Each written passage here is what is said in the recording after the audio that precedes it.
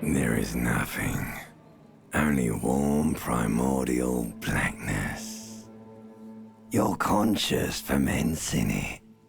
No larger than a single grain of malt. You don't have to do anything anymore. Ever. Never, ever. Never, ever, ever, baby.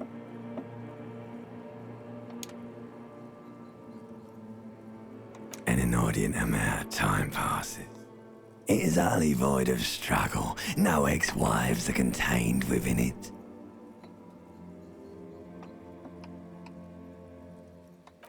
An awareness creeps up on you. A mass lies hidden in your dead angle, soaking in some lurid acidic sauce. It's bloated and shameful, a ball of meat surrounding you. This is a terrible line of questioning, and it will only lead to more awareness of the meat thing. There, no ball of meat, no light in the formless nothing, just nice women.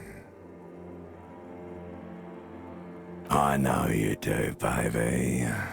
I know. Coming right up, sir. Smooth passage.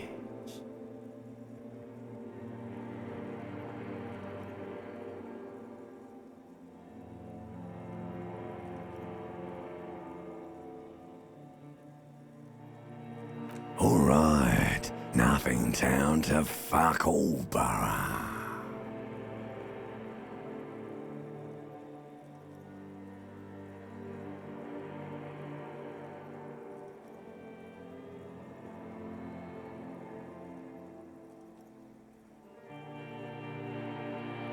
Do you want me to upgrade that to a one-way trip, sir?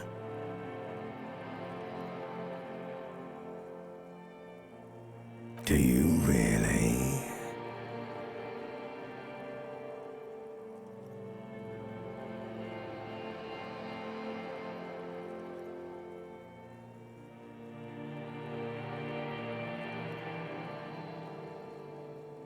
The song of death is sweet and endless.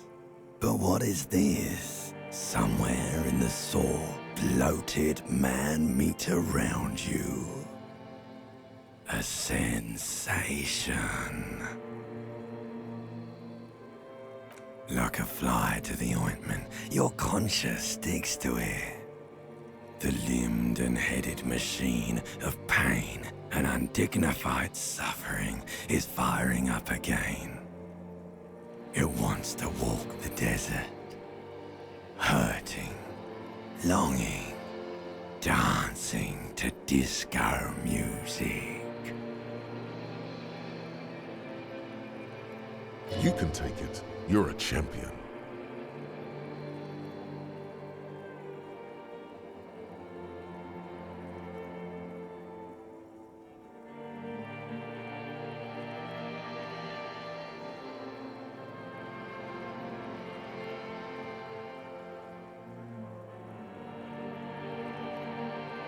The stench of liquor rises from your mouth, and with it, an ungodly headache.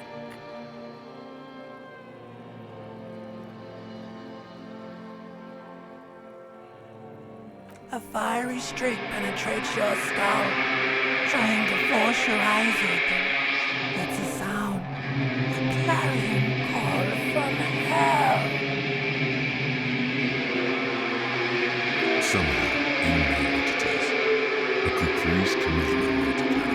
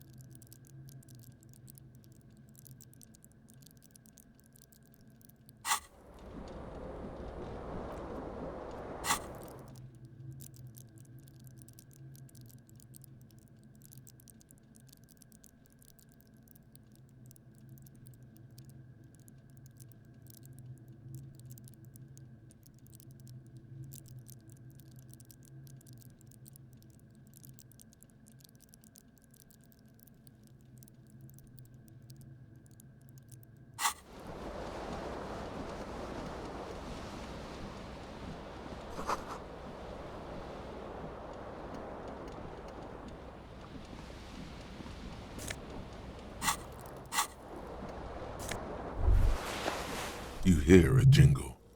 Keys are clinking in the pocket of your flare-cut pants. It says, whirling in rags, on the aluminium keyring. There is a single key on the ring. The number 1 is etched on it. It should open the door.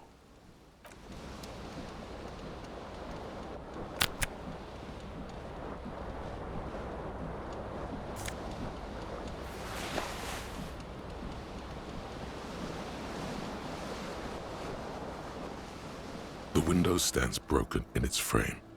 Cold wind blows in. The morning light hurts your eyes. It's hazy, but you see the ocean and some war-torn buildings. The shards face outward. Whatever broke this window came from the inside. A fine web of scarring covers the back of your right hand, but none of it is recent. More likely a projectile than a held object.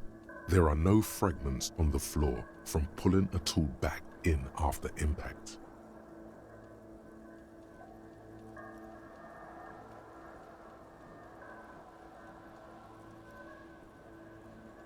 It is too large for a bullet, yet too small for a piece of furniture.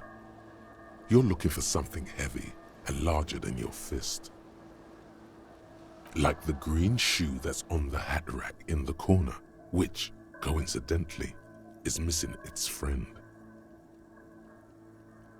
Congratulations, you smashed the window with your own shoe. Now you only have one. If you're lucky, you can still find the other on the balcony outside. The door to it should be outside your room. You mean someone else took your shoe off and smashed the window with it? This person also forced the drinks on you. The cool wind gushes in. Your toes curl up from the cold.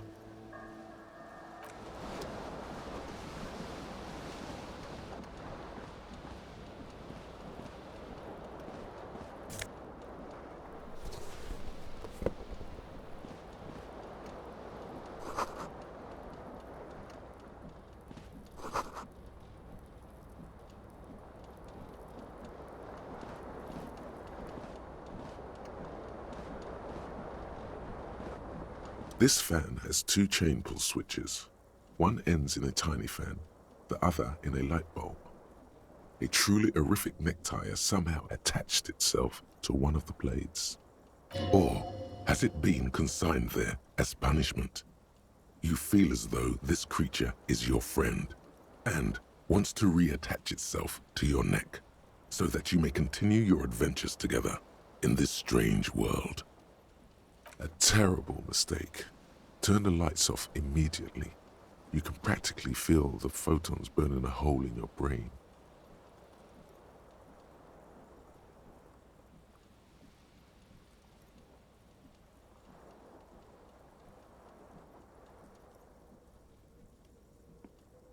The lights are off. The blades come squeaking to a halt. It should be easier to reach the tie now. You swoop up and catch the tie. Snap. It's released from the blade. Warning, warning, the necktie is no longer contained. What you have in your hand is a fantastically colorful tie with 4 or 5 different patterns. The knot reminds you of a noose.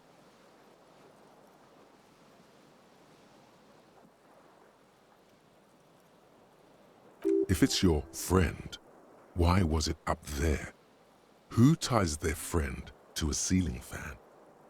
Maybe this thing is dangerous somehow. An ominous, foreboding feeling fills you as you look at the tie.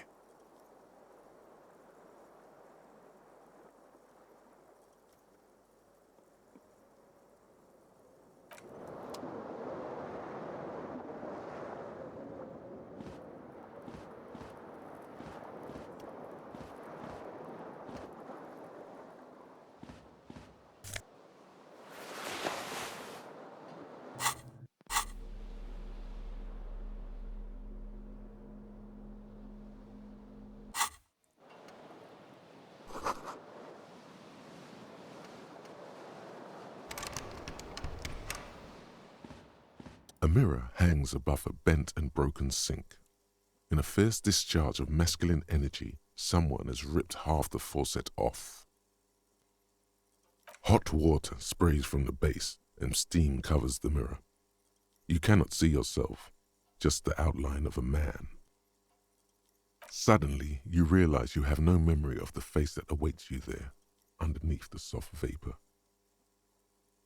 Really, all recollection of the person you are, the people in your life, and even the world you're in has drowned in a sea of blood alcohol. This was no mere night of drinking. It was a deluge of world-ending proportions.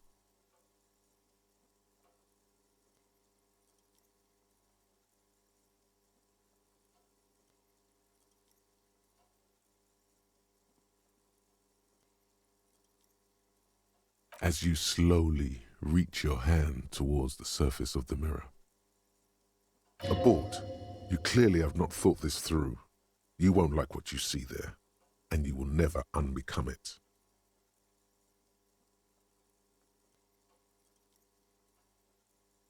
Yeah, there is definitely something wrong with it. Where to even begin? There is the bloatedness, then the swollenness. It's like there's an upholstery of alcohol underneath your skin.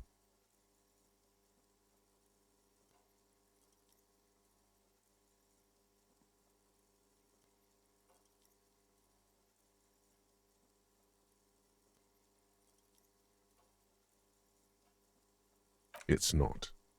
It's swollen and snail-like, wriggling between your fingers. It's not. Your nose feels like a small balloon in the middle of your face. It hurts when you honk it. It doesn't appear to be a particularly tiny nose either. Not with all the drinks it's absorbed for you. Behold. You have no idea who this thing is, do you?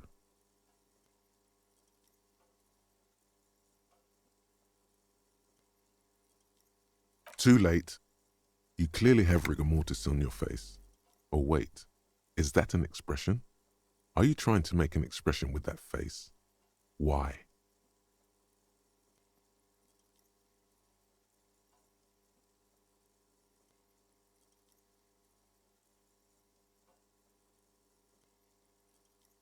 Please stop. It's horrible. You're scaring yourself. Oh my God. You can't stop. It's like it's not even voluntary anymore. You have worn that grin into your face and now it won't come off. What does it even mean? What is the emotion you're trying to convey?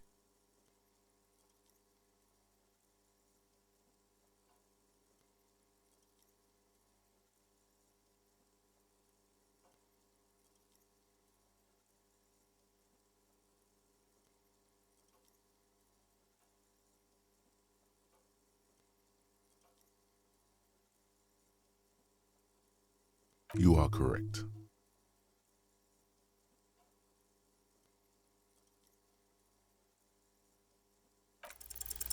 Like the rest of you, it comes from a bad place somewhere in the past. That's all you know for now. A mirror hangs on the bathroom wall. In it, it's too late. Like an image on film. The expression belongs to your primary motor cortex. It would take a minor neurological miracle for you to cease producing it.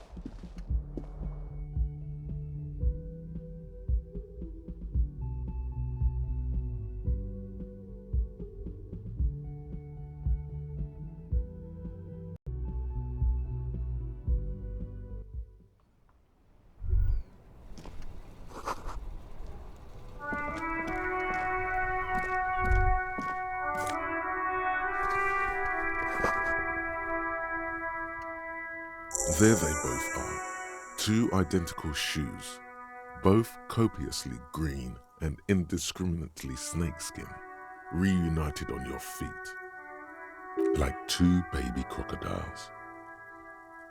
Good, they're balanced, comfy. Feels like the only good thing about you right now, truth be told.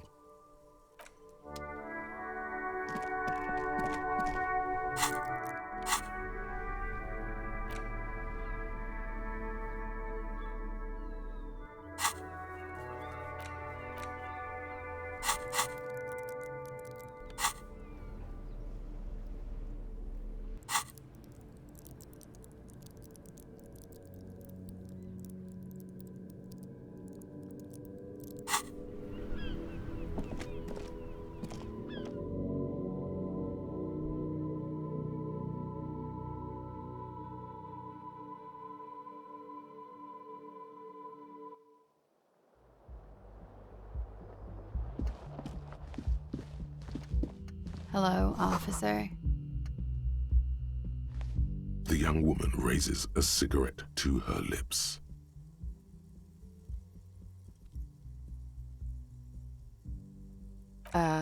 No.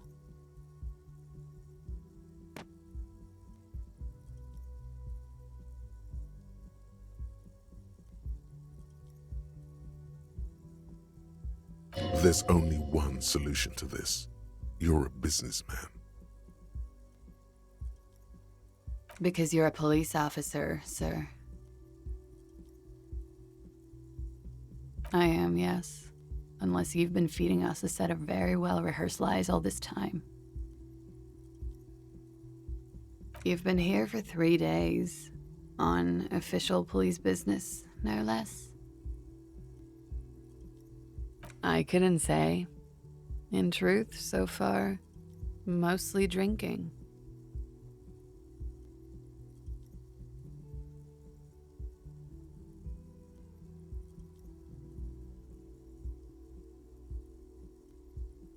Don't be so harsh on yourself. They let almost anyone be a police officer. A glib remark. Don't let it stand. Assert yourself.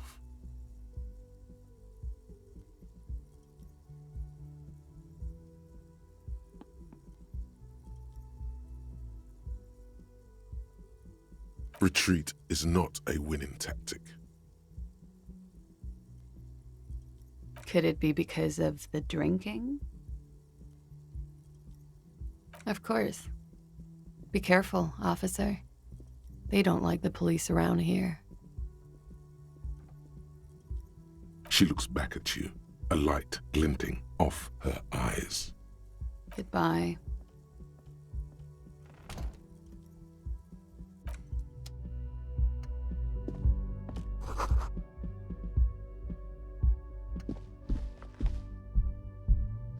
The door is closed.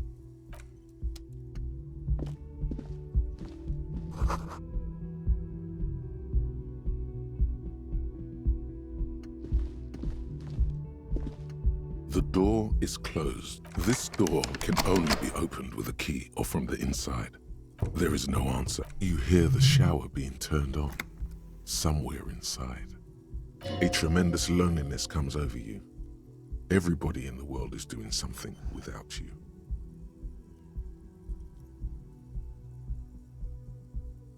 The door is closed. Still no answer. Still nothing.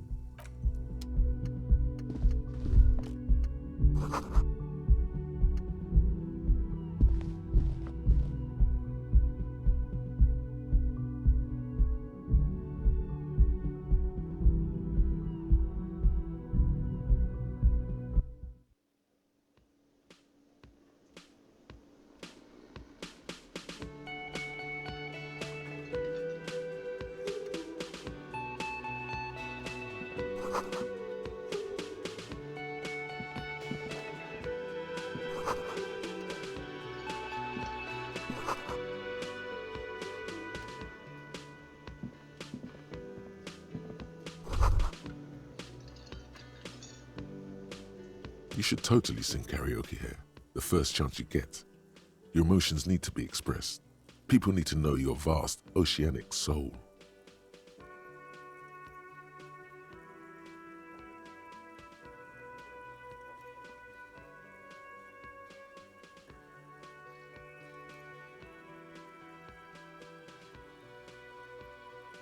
Utterly, and it needs to be heard.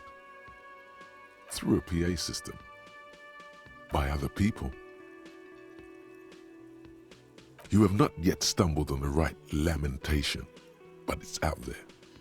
It'll come to you. You will wreak havoc with it. Don't worry.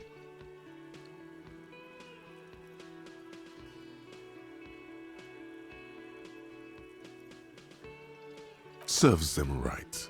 Wipe that smirk off their face with your sad, tragic song. Who's laughing now? No one.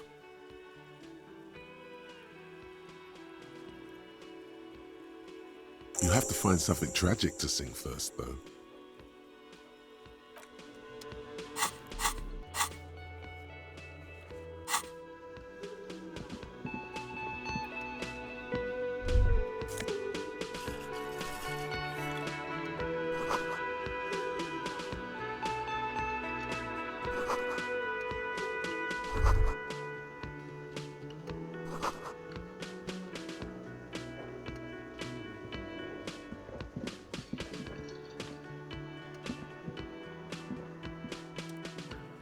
A man in his late 20s stands behind the counter, inspecting a stuffed seabird. As you approach, he gives you a sideways glance, then looks down again. That was disdain in his eyes. Even now he's purposely ignoring you. A competent work of taxidermy. The white and brown seabird lies among piles of coasters and drying mugs. One of its wings broken. The man is trying to mend it. Looks like the bird was ripped off the shield that was used to mount it, most likely on a wall. This is the Great Skua. The seabird is the symbol for the discovery of the Insulindian Isola, the part of the world you are in right now. Something about it makes you feel bitter.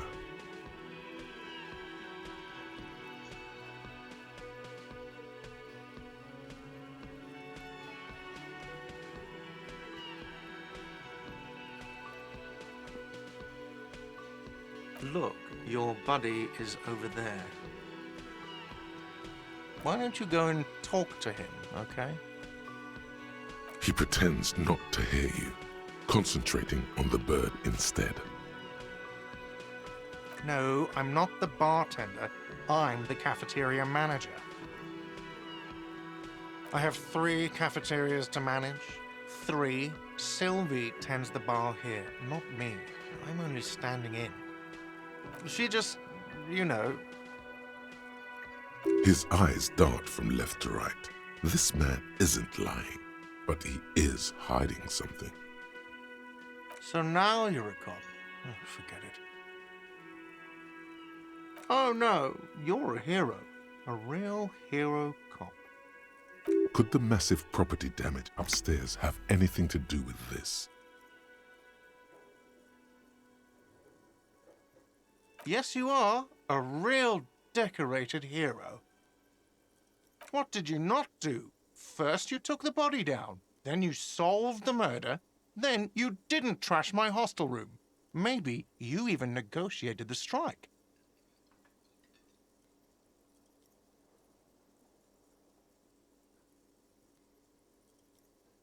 You're right, you didn't, and it's only taken you 3 days not to.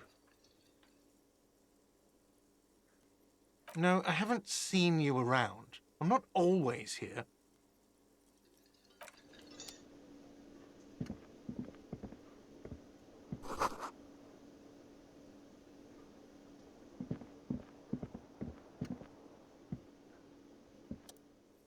A bespectacled man in an orange bomber jacket is tapping his foot on the floor. Looks like he's waiting for someone. You. As you approach, he narrows his eyes and extends his hand in greeting. If an assault were launched on this building right now, if the windows came crashing down and the whole world descended upon you, this man would hurl himself in death's way to save you. You are sure of this, but why?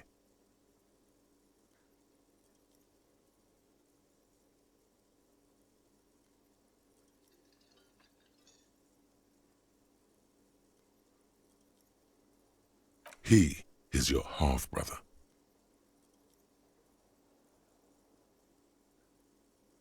Hello, I'm Kim Kitsuragi, Lieutenant, Precinct 57. You must be from the 41st.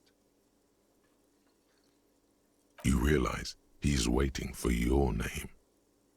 This is your chance to come up with a really good name for yourself. Get creative. Conceptualize.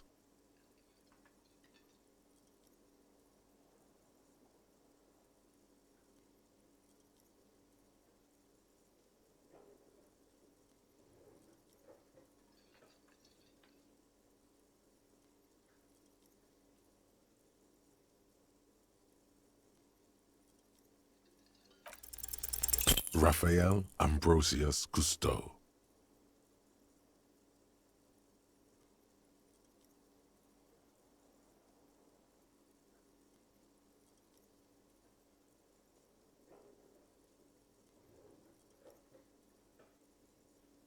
You instinctively run your hand over the multi-patterned silk of your tie.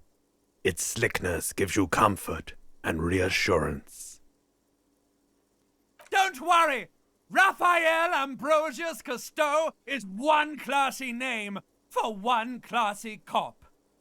Yes, well, Not for a moment does he believe that's your real name. He casts it aside as an intra-departmental joke or a peculiarity he doesn't understand. it looks like we had a little scheduling error on Sunday. Saturday too, actually. Have you had time to talk to the manager here? What he means is, he has been trying to meet up with you for 2 days, but you have been otherwise occupied.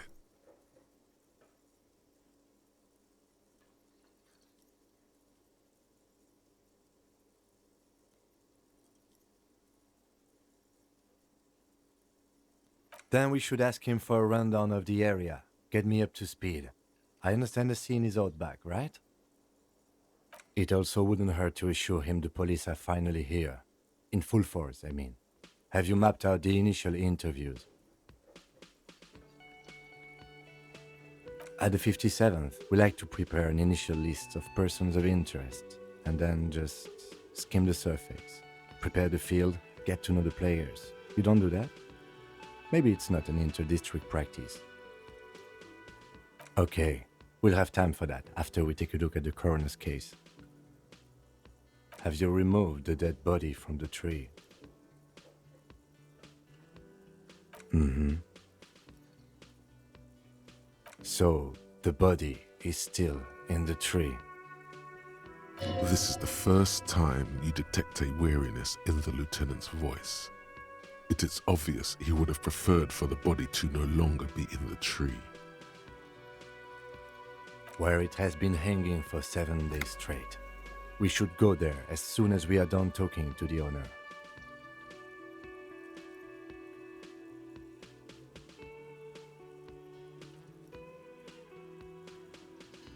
I can see you drank last night and the night before, and that you are still drunk now. But I have seen officers go through worse. Much worse. If you need something for your headache, there is a general store nearby. But as I said, the dead body should be our #1 concern.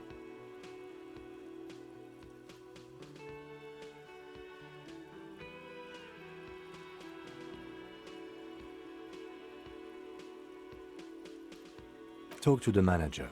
Then we go out back and take the body down. I was sent here to meet a detective from Precinct 41. You have the insignia of the Citizens Militia on your sleeve and on your back. I suppose you could be impersonating him. You could have gotten the insignia from the black market or forged it. But for now, I'm going to set those possibilities aside. I'm not from the Inspectorate General. Inspectorate General means internal affairs. What he's saying is he's not from the Rat Squad and isn't supposed to suspect such things. Yes, but I'm not them. I'm from criminal investigation.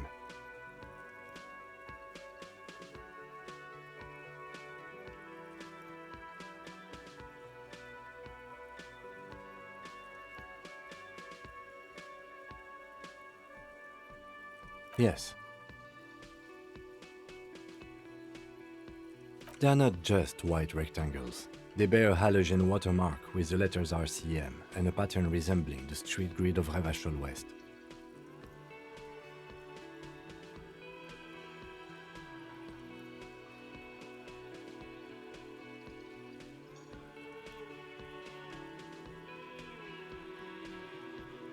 I would ask you to step into the headlights of my motor carriage, but again, it's none of my concern. I just need you to do your job. You mean you don't have a badge? Losing your identification card is a serious matter. My vehicle has a shortwave. You can use it to report your badge missing. I would advise you to locate it as quickly as possible. But getting the body down should still take precedence. After you, officer.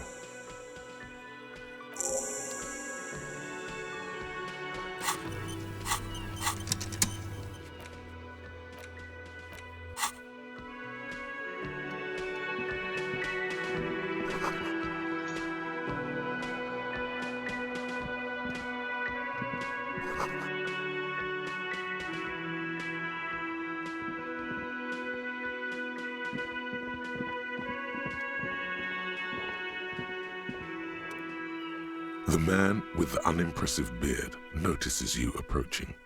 He drops the ledger he was holding and turns to the lieutenant. Mr. Gart, right? You run this place. Yes.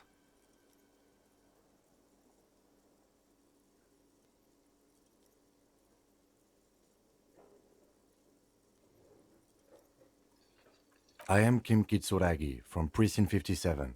This is an inter-district investigation, so joining me from Precinct 41...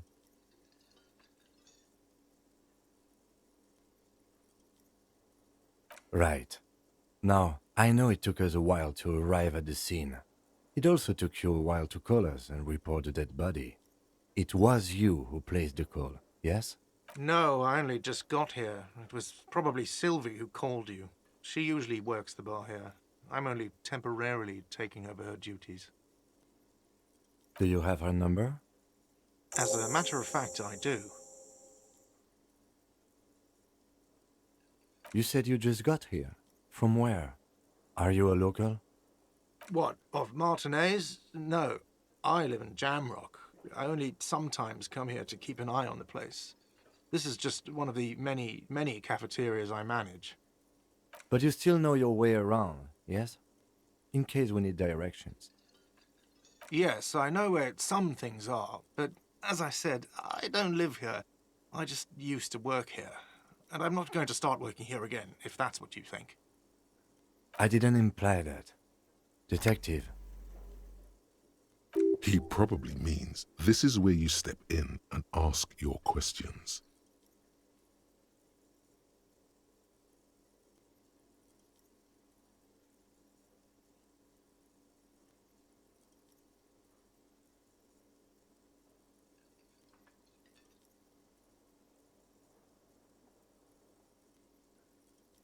The body was behind the building, right?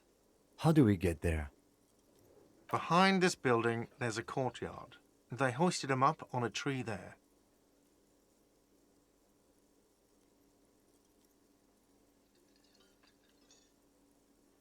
And how do we get there? See that door there? Go out and turn right. There's a big hole in the fence. No need for a key. Just go through that hole and you'll be in the courtyard. Are you supposed to feel guilty about the hole? His side tells you, yes. Let's go. Not so fast. You owe me 130 real. No one is saying the multi-pattern necktie you found tied to the ceiling fan can talk. No one. It must be merely imagination.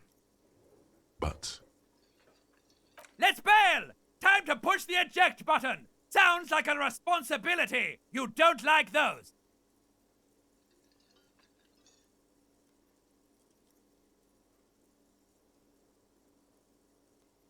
Oh, excuse me. You owe me 130 real.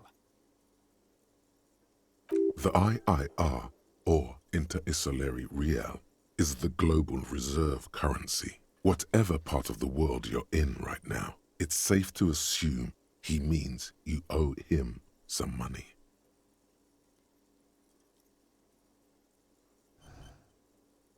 Wow, you're a genius. Yes, that's right, money. You owe this establishment 130 real. Who does that clown think he is? Arrest him!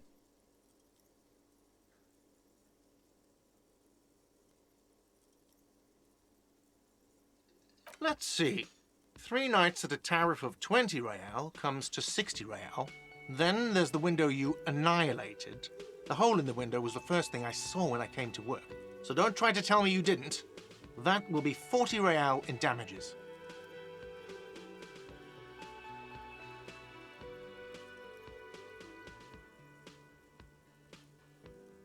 Another thing you've annihilated is half the bar. You've run a tab of 30 real. Actually more, but we'll round it down to 30 for your hard work maintaining the stability and order of Revachol. That's 60 plus 40 plus 30 equals 130 real. And yes, real is still money.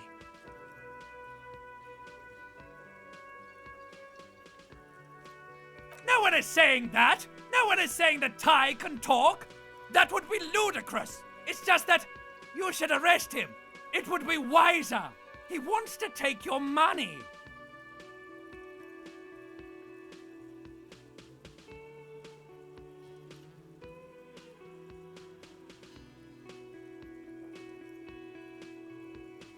The lieutenant looks at you tugging on your garish tie.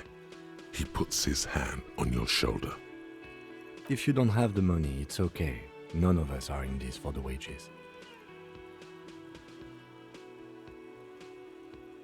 That's cop 4. I haven't offered to pay because I don't have any money either.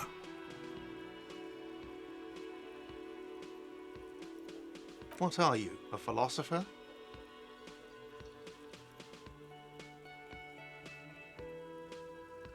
Money is what grown-up people use to pay for things.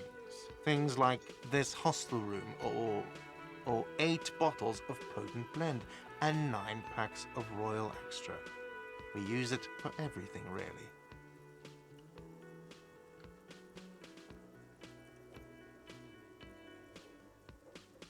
No one is saying that! No one is saying that Ty can talk! That would be ludicrous! It's just that you should arrest him! It would be wiser! He wants to take your money!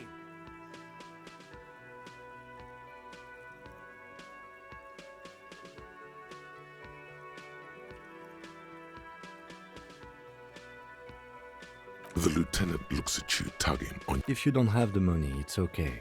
None of us are in this for the wages. What are you, a philosopher? Money is what grown-up people use. There's a shuffle of nylon as Lieutenant Kitsuragi looks for something in the... I'm sorry, but he has to pay. I can't let him stay here any longer if he doesn't. If he doesn't have the money by tonight, then... Officer, maybe you're better off working this from home for now. You live in Jamrock, right? It's not that far away.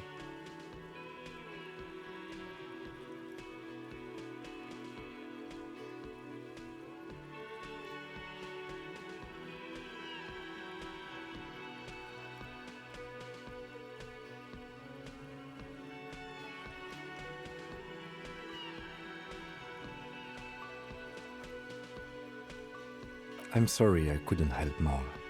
You should take this up with your station. I have a shortwave radio in my car, okay? We have to get this investigation started now. Good luck. By the way, where is home? The address is coming up blank, and this place sure isn't it. But you've been at this hostel cafeteria for only 3 nights. Where were you before? You had to be somewhere. In time or space?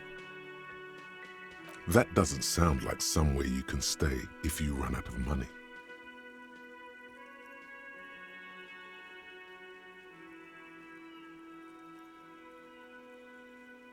You can try. Run some addresses in your head when you get the time. Maybe a street or an apartment will appear.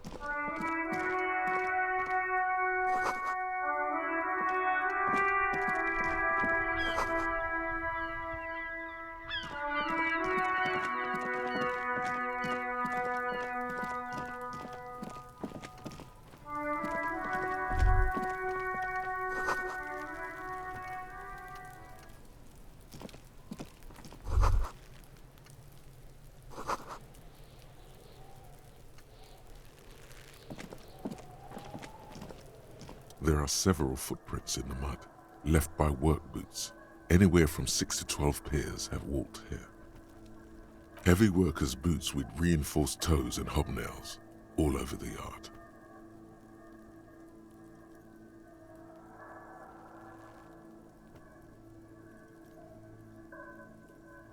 Isn't this something an industrial worker would wear? Noted. Maybe more than 12. No, 8 pairs of boots have shuffled back and forth in the mud. 1. Standard work boot, steel reinforced toes, number 46. 2. Standard work boot, steel reinforced toes, number 44. 3. Hobnailed work boot, steel reinforced toes, number 43. 4. Standard work boot, number 45 or 46. You don't know. It's a miracle you can tell the prints apart as it is. The cold must have preserved them. 5. Another standard work boot, steel reinforced toes, number 44. 6. An aberration, light as air, even pace, same make of boot, but number 41. Impossible to tell. Could also have been an adolescent. The gait is undeveloped. You're not bad. It's as if the whole world darkens. Everything else has a thin film of unimportance on it, and the tracks burn in the middle of it, in a strange, beautiful way. 7. The glowing outline of a standard work boot, number 46, but the imprints are twice as deep as the others. The weight exceeds 200 kilograms. 8. And yet another standard work boot, number 44. There's an aberration in the pattern of the sole, however. The right sole is smoother, more worn. How many? I was pretty off then. I counted 20.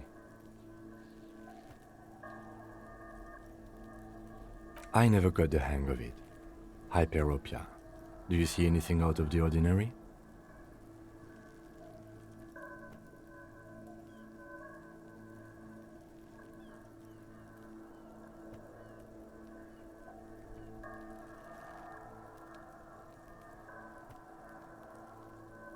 A woman or a kid? Okay. How do you know? He knows it's hard to discern sex from a person's gait.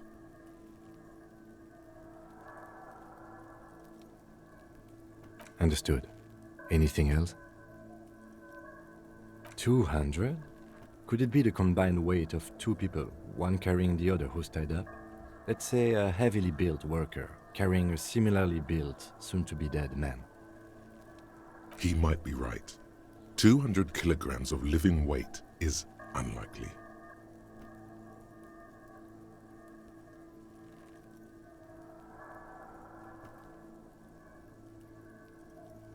I do. One of them carried him over. But why?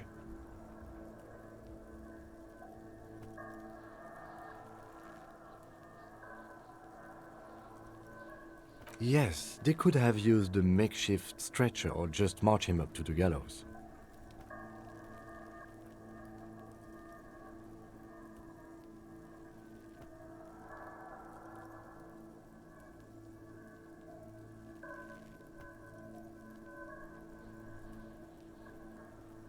Even easier to carry on a stretcher, or between two men. Anyway, it's for future consideration. What else can you see?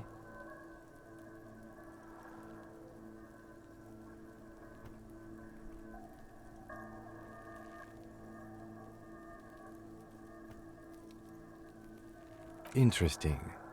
Let's name it the Old Soul. Someone operating a workbench with a pedal? Like a joiner at the harbor. Or maybe a drummer? He regrets it the moment he says it.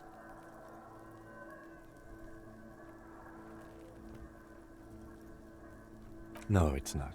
Forget I said it. We are not looking for a drummer.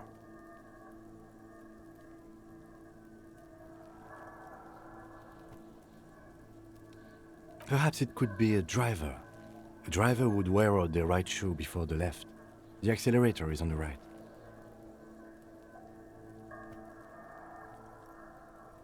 We should keep our eyes open around the traffic jam. See whether anyone strikes out as a potential suspect. Seems prudent, no?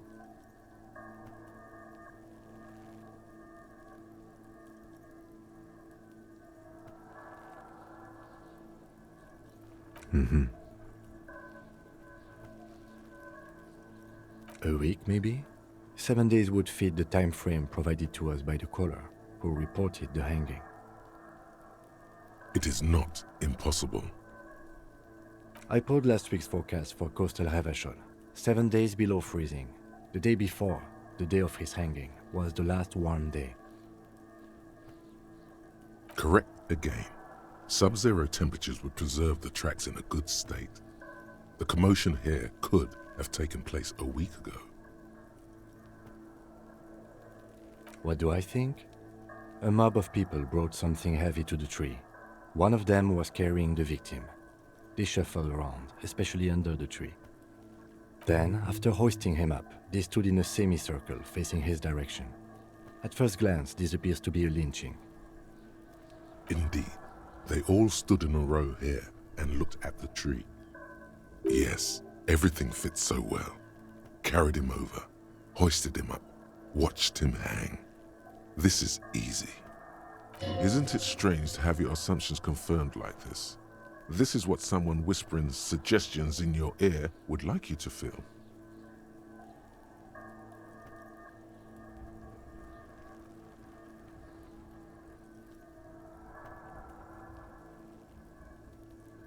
The lieutenant is saying something, but you can't hear it. Suddenly, it seems like your tie is alive again, whispering, no, screaming into your ear.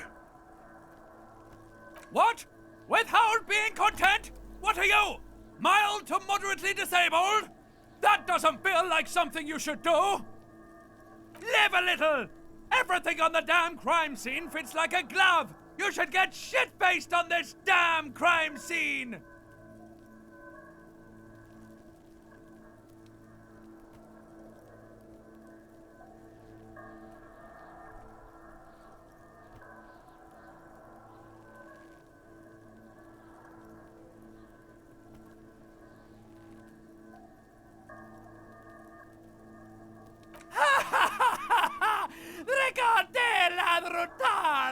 He wants to have fun without alcohol.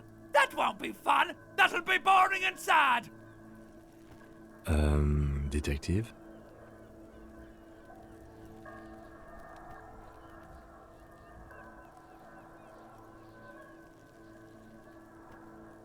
The lieutenant looks at you curiously. A beat passes in silence. The wind blowing, the cargo belt squeaking. The lieutenant doesn't understand what's happening right now. You're twisting at your tie, looking sweaty even by your standards. I agree. Our assumptions could be wrong. Better not to have them confirmed just yet. Do you see anything else?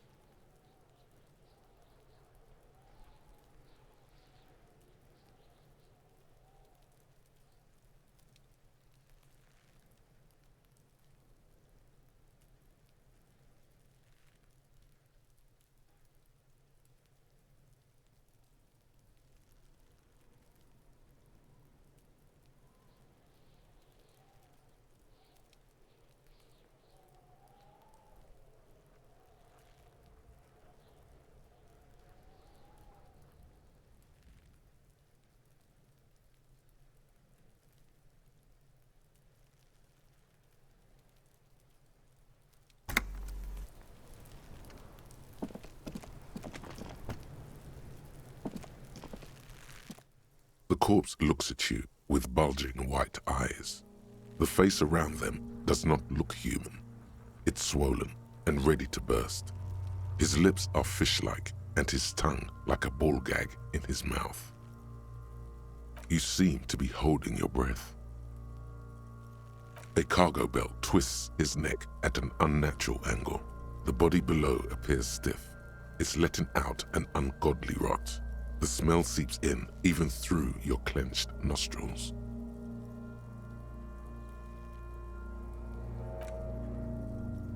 Active decay. It's okay to throw up, officer. No one is judging. He's about to blow! Cock's gonna blow, Kuno!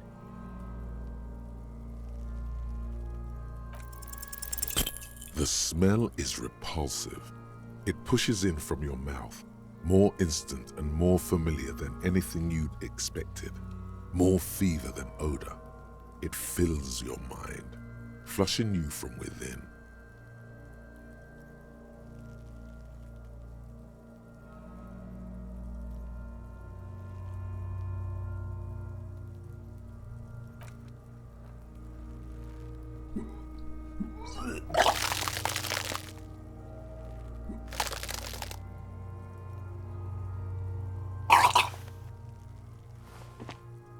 You feel a great force ringing from your stomach. Your body curls and pushes it out, burst by burst, until a pool of vomit lies under your feet and your throat stings from the stomach acid. It's okay. Happens to everyone. Keep it. The hangover is clearly making this worse for you. You could use some ammonia to clear your head. If you can handle the headache, some officers use it to deal with cadaverine odor.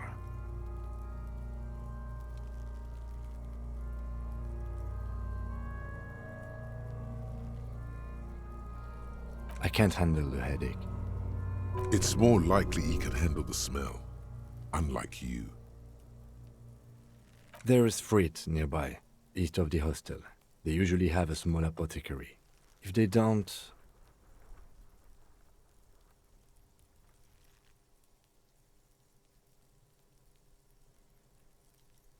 There's a greenhouse here, and a gardener with a wheelbarrow on the corner of the whirling in rags. If she works here, she might have something for the smell.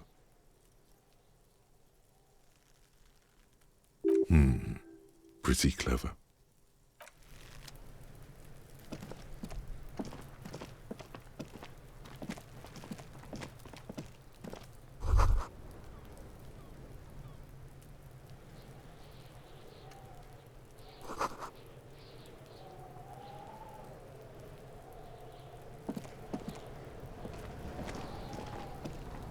This trash container is locked. The sliding lid has a padlock that says, "Whirling in rags." There's something in there, not necessarily connected to the case, but still.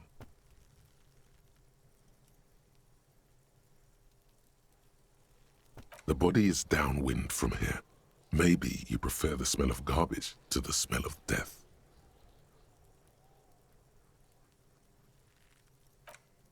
The lieutenant leans in to inspect the lock.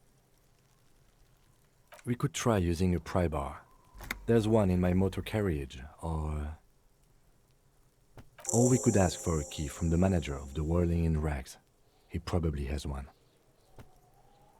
He might also have information. This is better than the pry bar idea.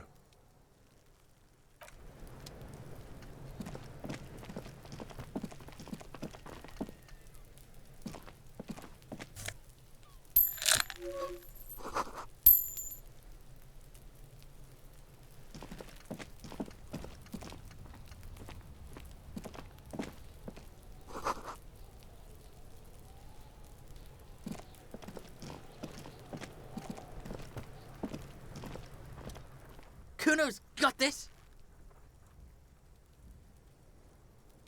If there ever was such a thing as an ugly kid, then this is it. He's almost exquisite in his ugliness, like a gremlin.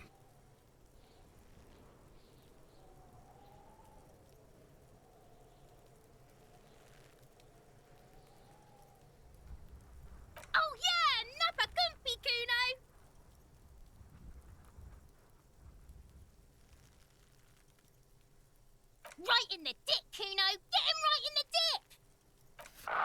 Love it in the dick. The boy is sweating profusely. His eyes are like two black holes and his jaw is twitching as if trying to break free from the empire of his body.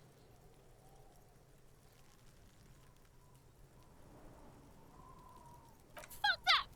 Kuno, yeah! Right in the mouthhole! They pay you no heed or pretend not to notice you. Shits himself. The rake, Kuno!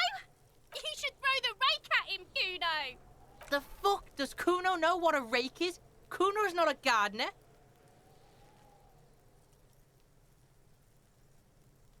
The fuck are you talking about? He's calling us Kuno! He says we're fucking each other! Alright, entertain the Kuno. Show me what you got. What you got there? What you got, huh? Irregular speech patterns, overconfidence. Could this kid be on drugs? This warrants further investigation into this Kuno.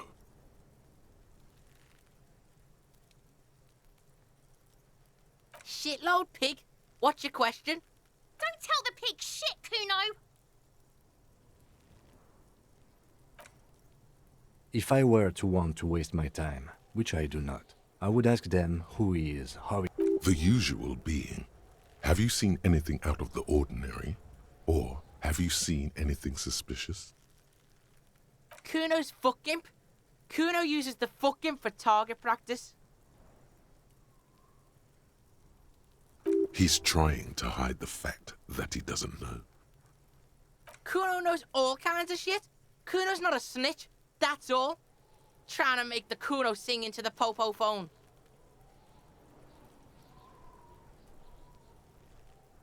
Probably climbed. Kuno was busy down the road when that shit went down. You heard Kuno.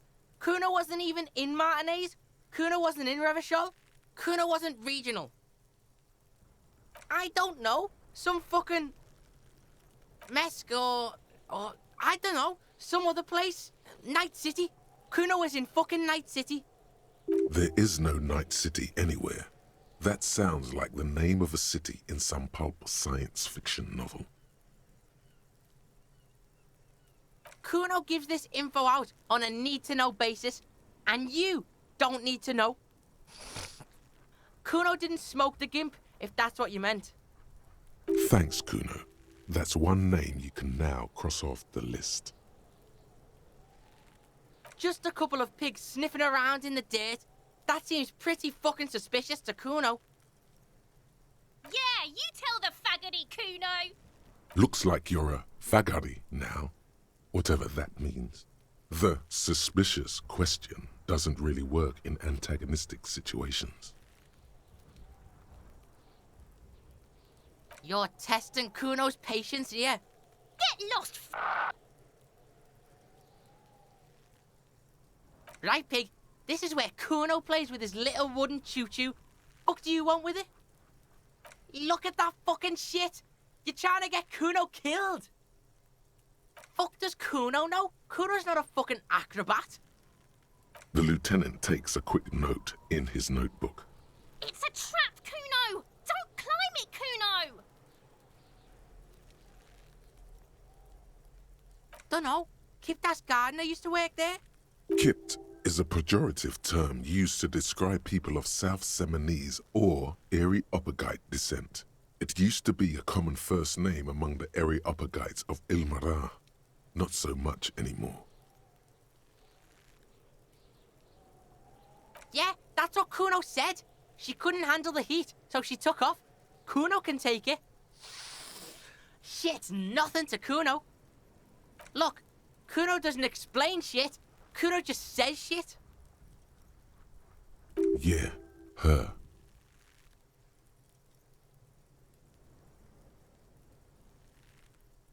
What was she doing in the greenhouse in March anyway? What kind of gardening is done in March? Yes, it seems suspicious. You don't like things being like that. Suspicious. Don't be wondering about Kuno's shit, pig.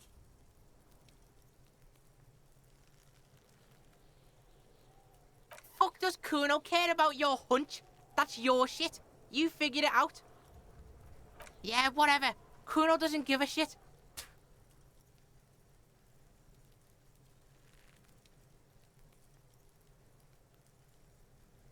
Kuno's Kuno, pig?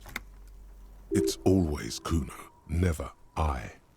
Clearly the kid's using the third-person perspective as a shield.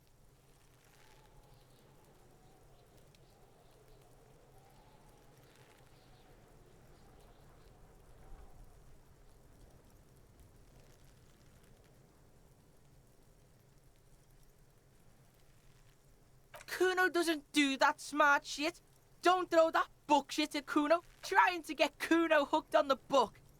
The boy knows he has an addictive personality. Admirable insight for his age. Watch out, Kuno! He's trying to fiddle you! He's gonna put his hands on you!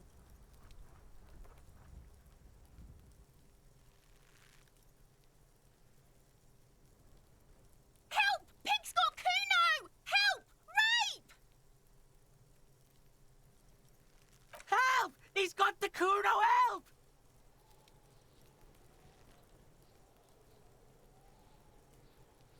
Help! He's... Escalate, Kuno! It's Pigs in here, Kuno! Somebody, please! How did we get here? How did this happen? This makes no sense. There may still be a way out. Just appeal to his reason.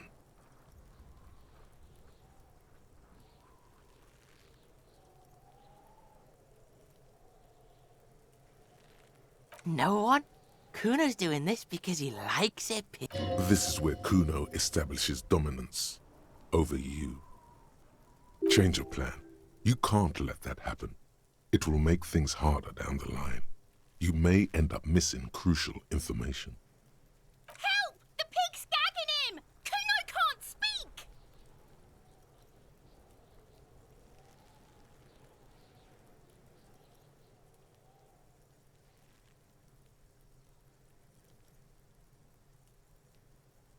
No! Get off, Kuno! The nearly psychopathic way they could slip in and out of the act implies you're not the first victim.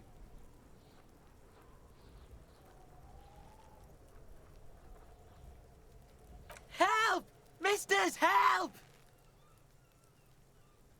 He's having the time of his life.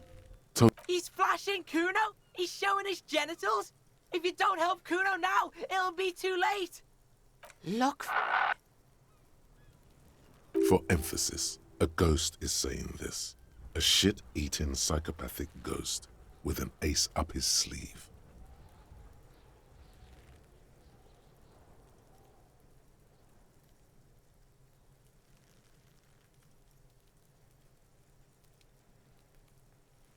I know you wanted to hit me.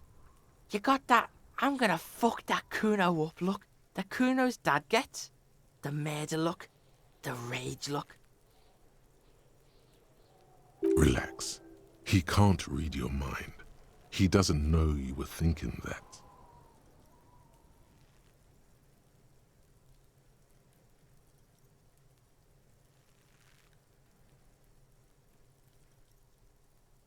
I know what you thought. I'm gonna fuck that Kuno up. I'm gonna shut that shit down. You know what? You should've, because now you're nothing. You're a joke to Kuno. Kuno laughs at you. King Kuno! Backing up was a bad idea. Now he thinks he's... Kuno turned you into his prison, bitch! You're gonna be in... No, you're not.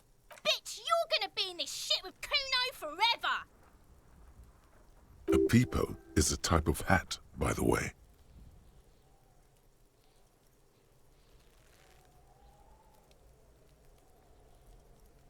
You don't talk to me about my fucking peeper! You don't know where I come from! You're just Kuno's bottom bitch! Okay, Kuno is kind to his bitch. Ask your questions, but remember, this changes shit. Click, click, click, click!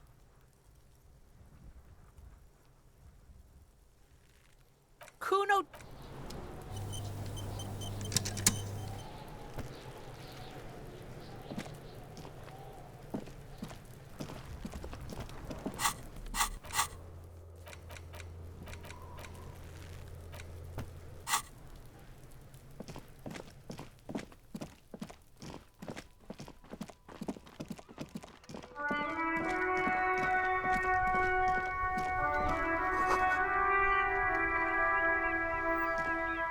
worn and beaten wooden planks of the bench do not look overly comforting.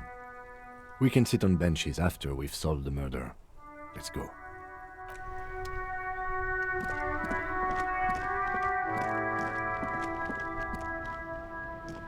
Before you stands a motor carriage. The bodywork is covered in blue and white livery, bearing the number 57. Vapor emanates from the large engine on the back of the vehicle. It hasn't had time to cool off yet. This must be the infernal machine that tore you from oblivion. The Caprice Kinema motor carriage.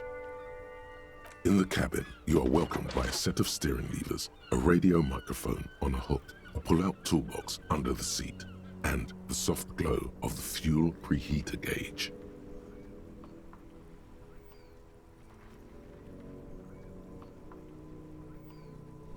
A metallic drawer slides out from under the seat and clicks into place. The tools inside are neatly organized. Take what you need, officer. It's going to be a long case. I'm not protective of my tools, like some men are.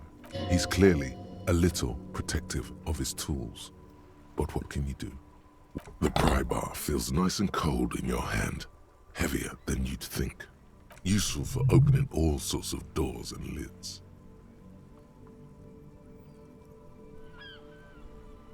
The handles are long and sleek. Snap, snap go the cutters in your hand. It's robust, weatherproof, and well-made. Police issue, blue.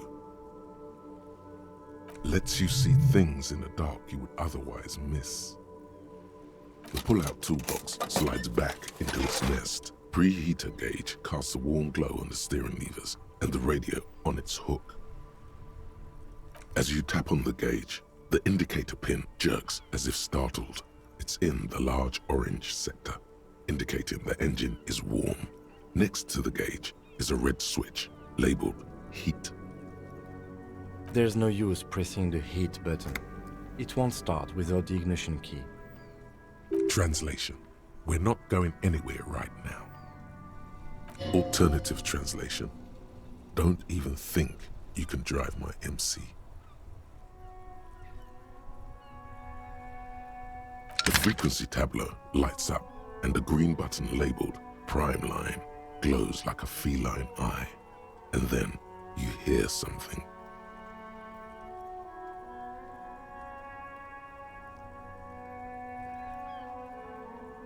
The soft purr of electrical kittens, radio waves cast far and wide over the metropolis. A woman's voice greets you through the static. This is Precinct 57. Hello, Lieutenant. How may I assist you? Hello, Alice. Please assist our colleague from the 41st Precinct here. I'm putting him on.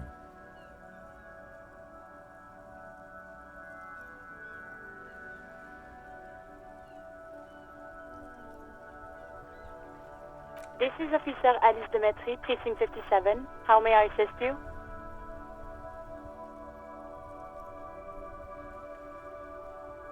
Of course. What is her number, officer? Yes, hold on. Her number is 005 1944 298. Received. Hold on, officer.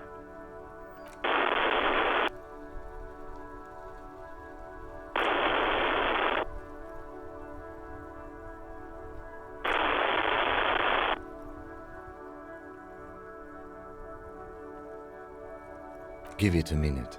She might be busy at the moment. Takes a bit to get to the phone. Just wait. Relax.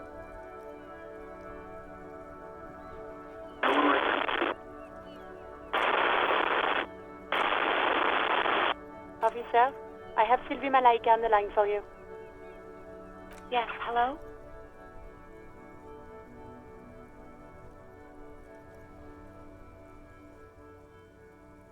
Oh, right. Hello, officer. What can I do for you? You can hear resentment in her tone. She's not thrilled to be talking to you again.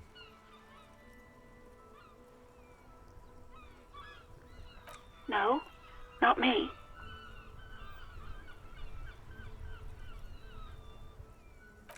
sorry.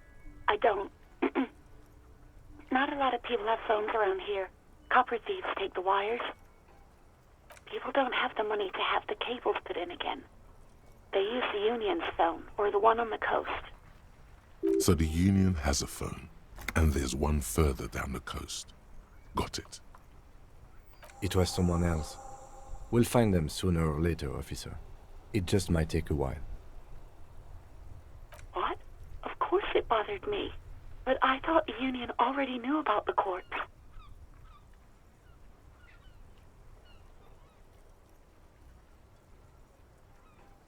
No one calls the police. The Union would get angry. You know, what the Union says goes. People listen to them and they take care of their own, which is like everyone here. Garbage.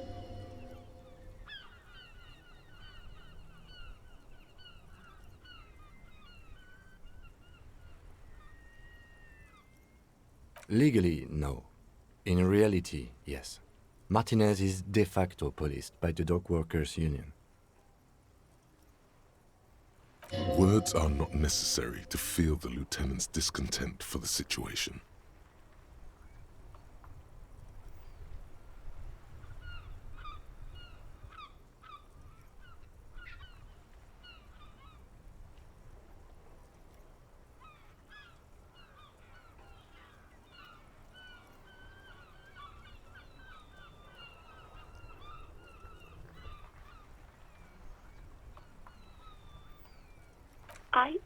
I didn't want to get in trouble with the others.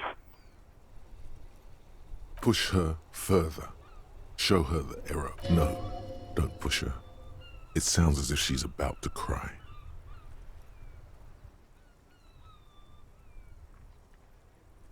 The other people who live around here. Local people, I didn't want trouble. Her voice is resigned and weak. You don't live here. You don't understand. Squealing is frowned upon here. Everything is dealt with, well, by the Union, internally. Please, I just didn't want any trouble. You do? Oh. What? Yeah, go on. You mean, why did I leave the bar? Honestly, I'm not really comfortable discussing it with you, sir. Why not?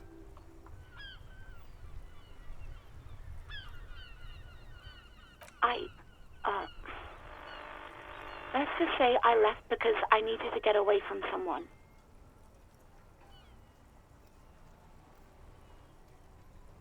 Maybe, I don't know. I just know I have to take some time off right now. I do hope so. Please, don't call me again. Bye.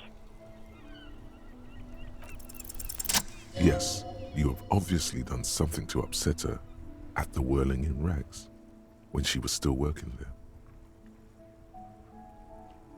I'm not mad, it's just... You were so drunk and so emotional all the time, and then the skua thing happened. It just made me want to quit.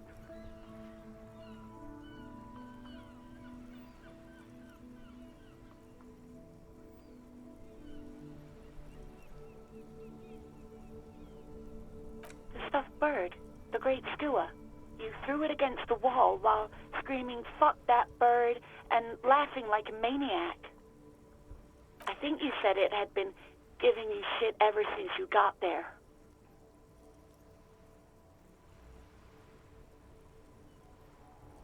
Didn't seem like you had fun doing it, though. You hear a sigh of relief on the other end of the radio. Wordless, the call breaks. Then, the already familiar voice. Anything else I can help you with, officer? Just a second, officer.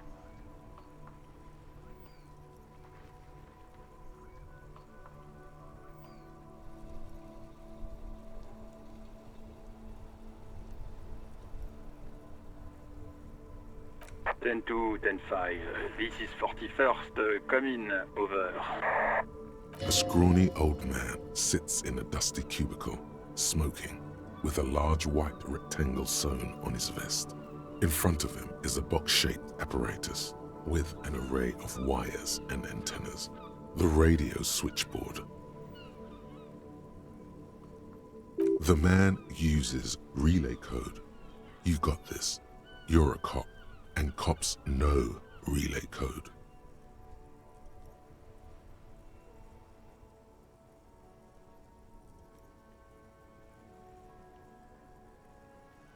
Ten-4, message received. Ten-5, relay message. What's your status?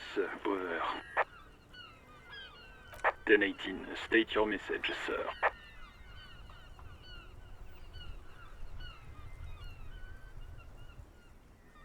10-9, over. 10-4, message received. This is a very serious situation. I need to 10-22 the captain. Over. Is it him? What does he want?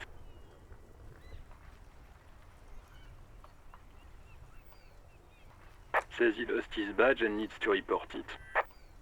He what? He lost his badge? Who lost his badge? Dick fucking Mullen. Who do you think? It's Officer Dick Mullen from the bestseller Dick Mullen and the Lost Identity. Dick Mullen is not your name. It's the name of a fictional detective who would not lose his badge. Defend yourself. Immediately. They're laughing at you.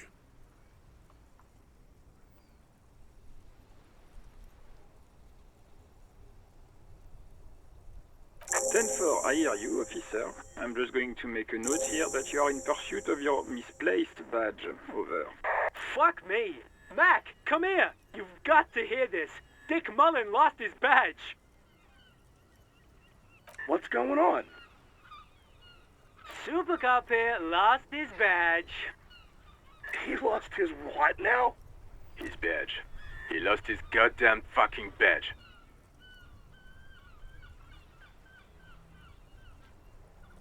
He asks you to please stop saying he lost his badge. Why? Did he find it? Sergeant Person was wondering if you found your badge yet. Over. You don't have a comeback. Sorry. It's hard to think like this.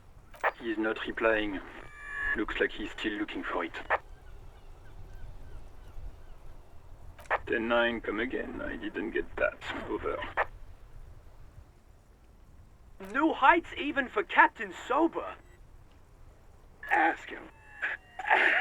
Ask him if he's lost his gun, too. Sergeant Orson wants to know if you lost your gun, too. Over. Check your pockets. Check your... Holy fuck. You don't know where it is, do you? Okay, it's gone. Your gun is most definitely gone. Don't sweat it, Bratan. You don't need a gun to have fun. We can still have fun. It's not all over. 10-9, come in, officer. Did you get my question? We were wondering about your gun. Over.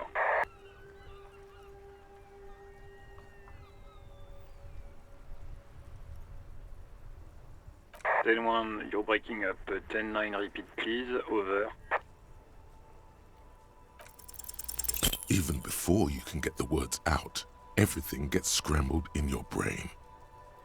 He says he didn't lose his gun. Or his fun, whatever that. Ask him to describe it. His gun. Not his fun. Just the gun will do. Satellite Officer McLean requests a description of your weapon. Over. Oh, request a description, huh? We'll give him one. Describe the plasma gun.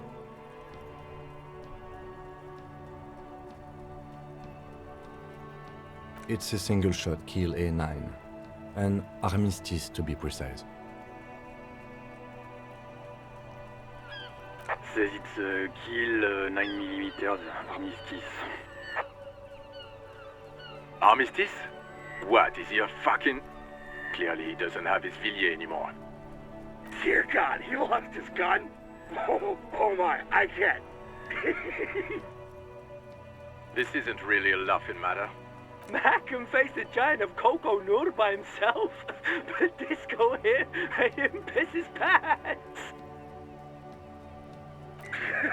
Oh, I can't. Fuck.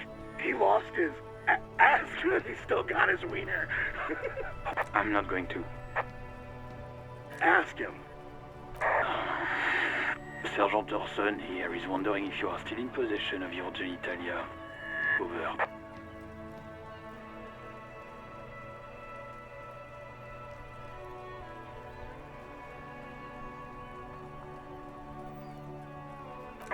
He acknowledges your joke and asks you to lay off.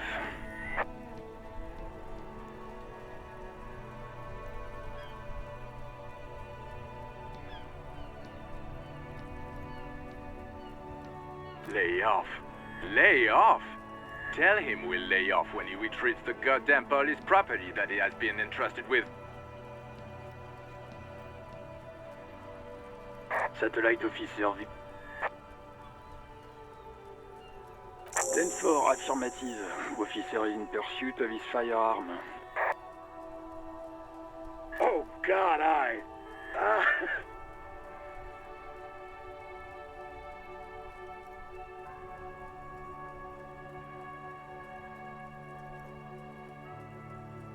Officer, do you need further assistance? Over.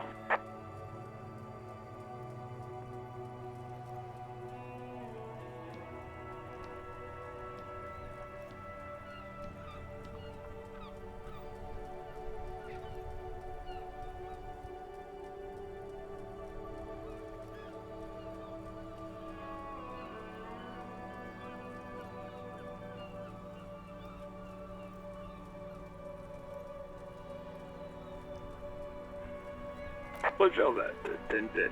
Over and out. 18 kilometers to the south, in the 41st Precinct's relay booth, a small crowd has gathered around Communication Officer Jules Oldboy Pidier, around a dozen cops. The small room is filled with cigarette smoke, abuzz with laughter, when Officer Judith Minot enters. Her left arm is in bandages and her hair trimmed short. What is going on here? Did something happen?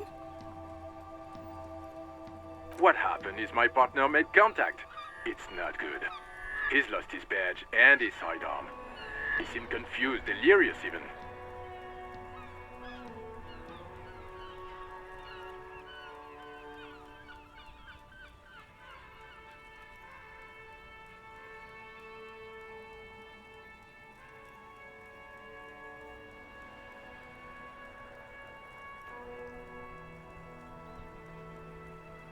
Mac, the torso Torson, is finger-fucking his fist, laughing hoarsely and apparently telling some dirty story to his partner, Chester McLean, near the entrance. Yeah, Mullen was fucked, alright. Sounded fucking drunk to me. Yeah, Mac's right. That was some gnarly shit there. Enough! None of this is funny. It's fucking sad. That's what it is. He's a cop. He's one of us, goddamn this. We must help him. Yeah? How do you fucking plan to do that, huh? Get him off the drink? Go jogging with him in the morning and get him on carrot juice? He's a lost man. I just know we can't give up on him when he's at his weakest. He wouldn't. Mac, man the door. You know what he told me? I don't want to get better. I want to get worse. Those were his words. This shit does not leave this room. Not a word of this to the captain, or anyone else. We'll give him a couple of days to pull his shit together.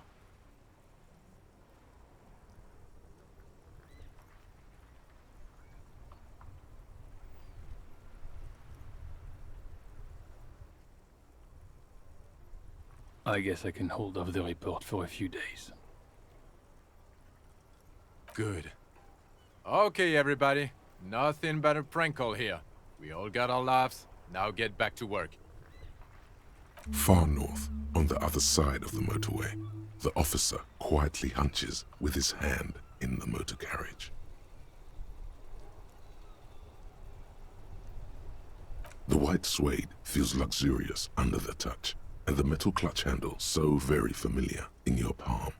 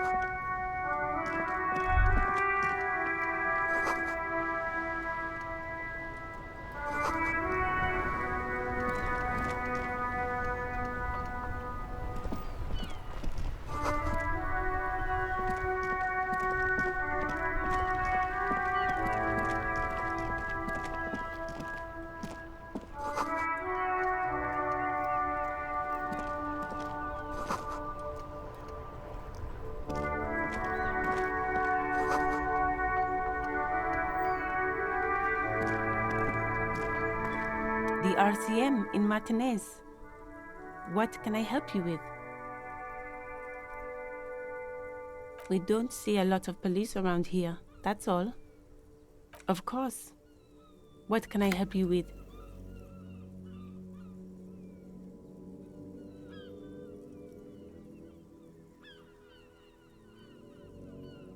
Excuse me? She's uncomfortable. Maybe you should drop this line of questioning. Oh, well, I didn't write it there. I'm just sitting here. Okay.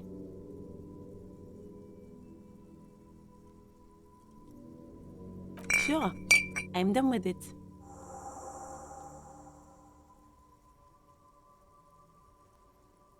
Go easy on that stuff. It gave me a terrible headache. Since the street sign's messed up? Okay, what do you need? What do you mean? Yes, sir. District of Martinez. This intersection is called Roundabout North. He knows where we are. He just wants directions.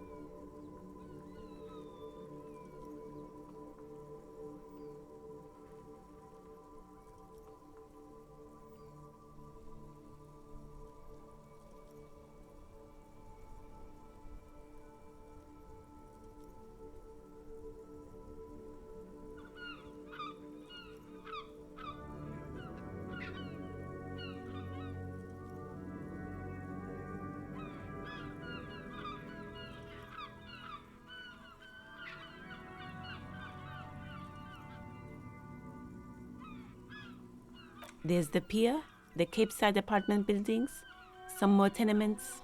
Not a lot, really.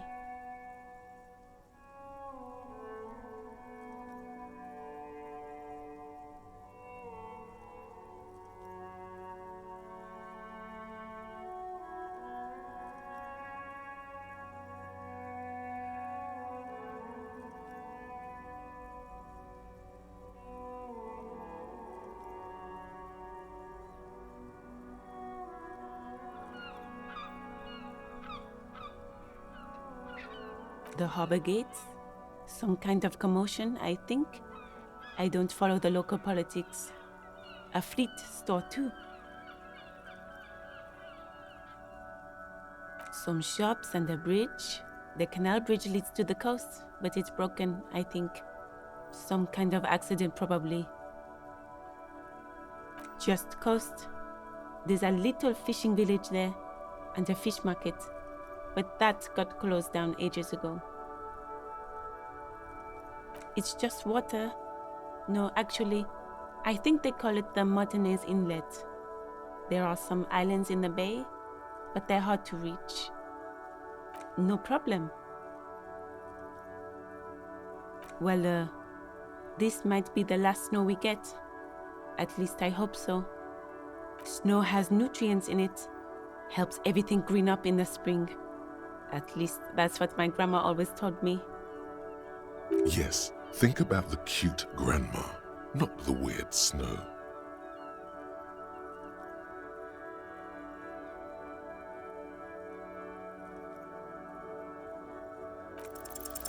Stop looking at her. Look around. What do you see?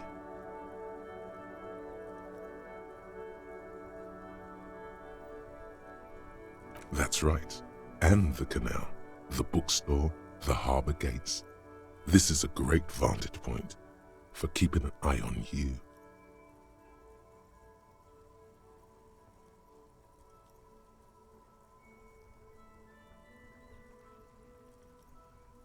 No, of course not.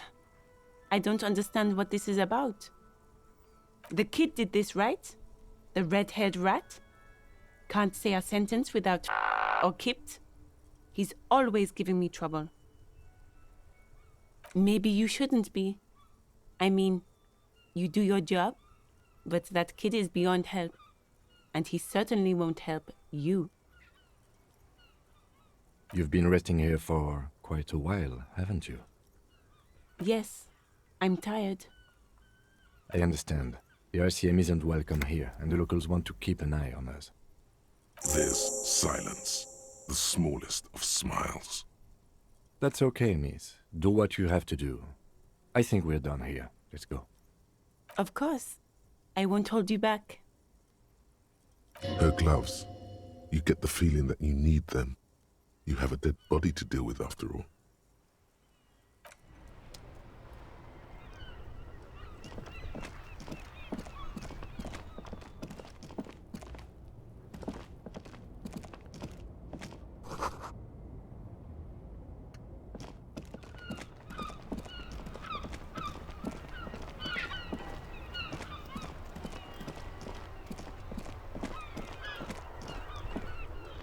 This Post Lavatorie mail collection box has been heavily vandalized with graffito.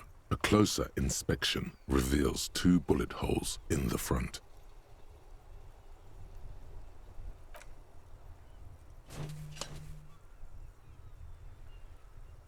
The box seems happy. Eat shit, pig. Fucked by the coon. And St. G with a crown have been scribbled on it. Jenny is a whore, and best set mailbox also.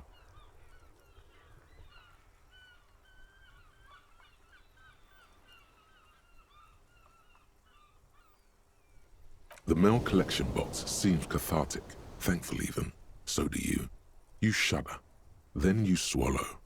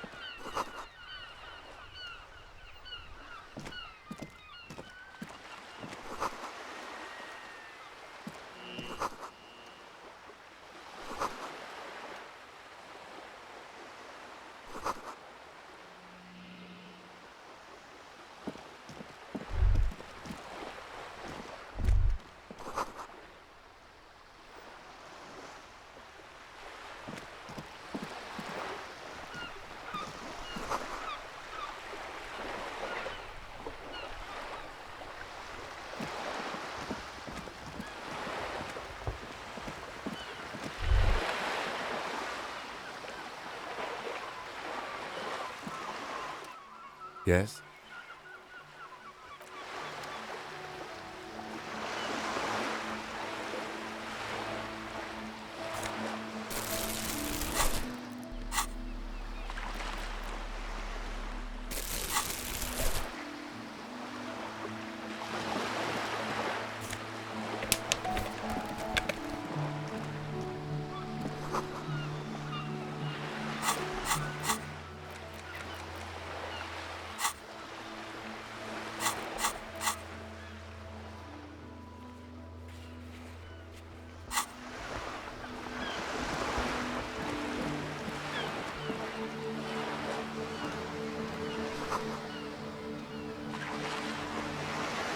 This coin-operated viewer is facing southwest. Its coin slot is full of fossilized bubblegum, rendering the machine permanently inaccessible. A thick layer of graffito covers the lenses. You spell out the word Onug, written on the other side, with N and C scribbled backwards. That's Kuno on the lens. Under the graffito, a sea of blues and greys appear. Behind the water lies a coast studded with concrete and reeds. On it, a church on stilts, lanky weather-worn wooden planks, an X-shaped cross topping its tower. You know this to be the star of Pericarnassus, or the Cairo, the central symbol of the Pericarnassian church, a star, a great moral height to be strived towards. The church looks old and weather-worn. There are no lights in the windows.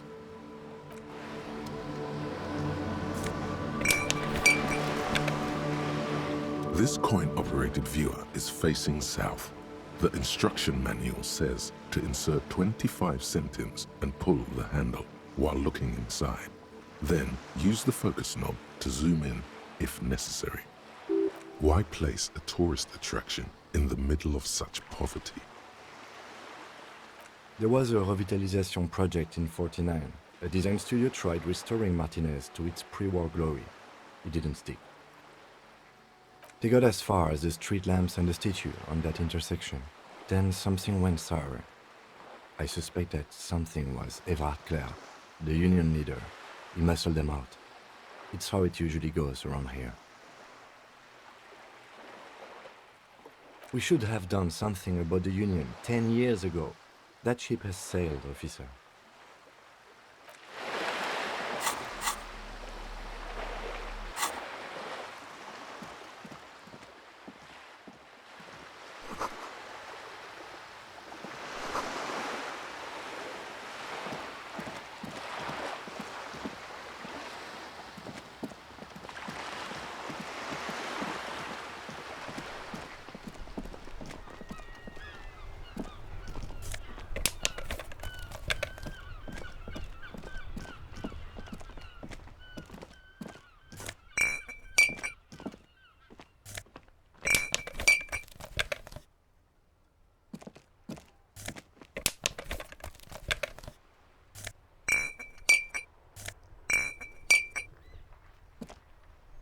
Yes? No response. He just arches his brow. He's having trouble processing it, believing it even. Have you tried concentrating on something other than your personal affairs? There is a sudden, harsh edge to his voice, like he's tired of hearing about your personal affairs.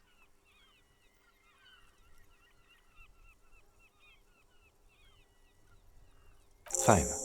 We should get through this day first. Off hours begin at 9 p.m. If you're still having trouble then, I can give you an orientation. Focus on other people's troubles, not your own. That is a relief. A moment passes. The lieutenant glances. What do you want to know? Maybe you can tell me what you do know to help me narrow it down a bit. Do you want me to brief you? 3 days ago, the RCM Emergencies Desk received a report about a security guard who was found hanged in Martinez. An anonymous caller said there was a dead body behind the Whirling in Rags hostel cafeteria. The cadaver had been there for 4 days. No one had come to investigate. During that time, the victim had been stripped of his belongings. The caller did not identify him, but used the word lynching. There is an ongoing labor dispute between the local dock workers and the logistics company Wild Pines. I was told we should approach the death as part of this dispute.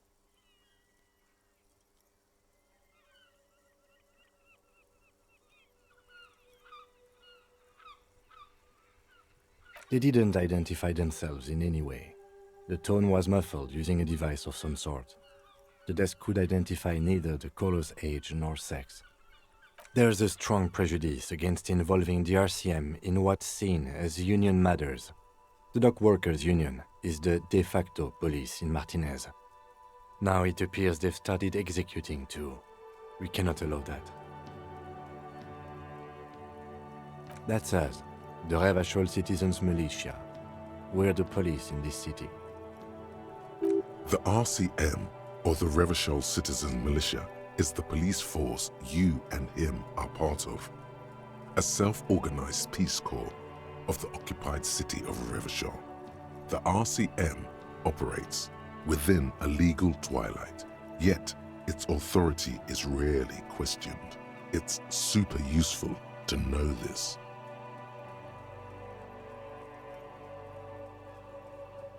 That's right.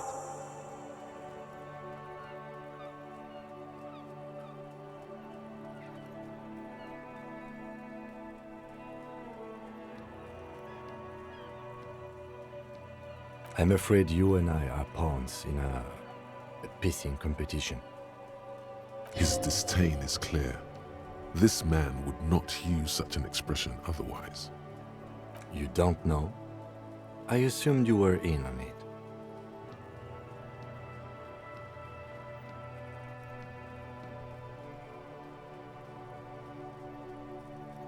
That's good. It's just stupidity. We shouldn't waste any more time on it. If you want my take, ask me after we've inspected the victim. Was there anything else you wanted to know about the case? No, it's not a particularly mysterious case. The deceased is a security guard for a corporation involved in a labor dispute. It doesn't take a DeLorean polymath to put the pieces together. I just don't see the case getting more mysterious than that.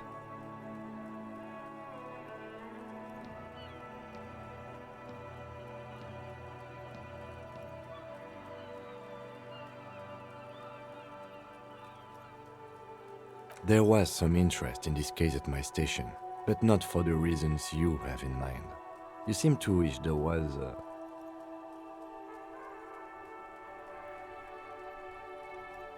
Excellent. Was there anything good?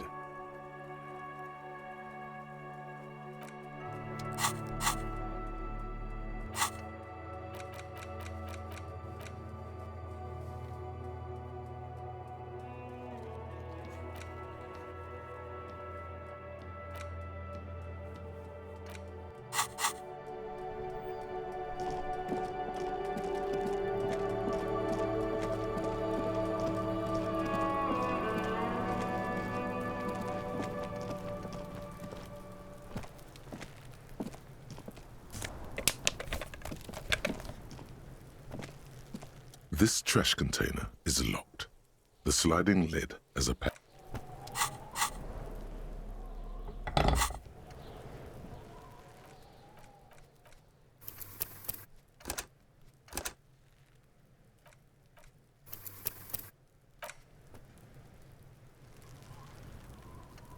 This trash container is locked. The sliding lid has a padlock. This force time isn't happening. You've jammed the pry bar under the lid, but it just isn't bending. There's a creaking sound as the pry bar slips under the lid.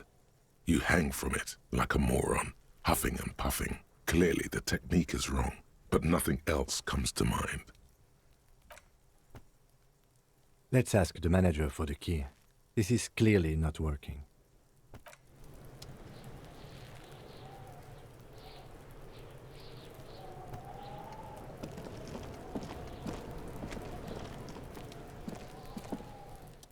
There he still is, looking right through you with his white eyes. The body below is entirely dedicated to that corpse smell. Emitting it is all. The ammonia only makes it worse. The combination forces tears out of your ducts. You manage to keep it. The second time, not so much. When the vomiting is done, your cheeks are wet with tears.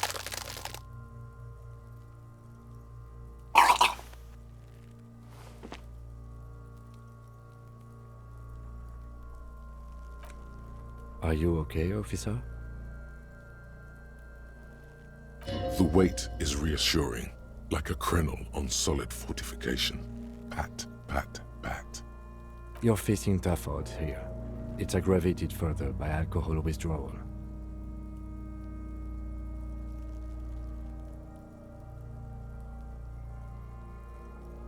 I've seen captains puke their guts out. It never gets easier. You never get used to the smell. Every Monday is cadaver day. Throw up, investigate. Throw up, initial autopsy. Throw up, baguette.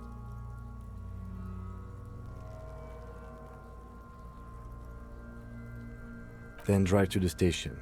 Maybe throw up on the way there if you didn't bag the thing tight enough. I think I've lost my sense of smell. A white lie. Not being hungover helps too.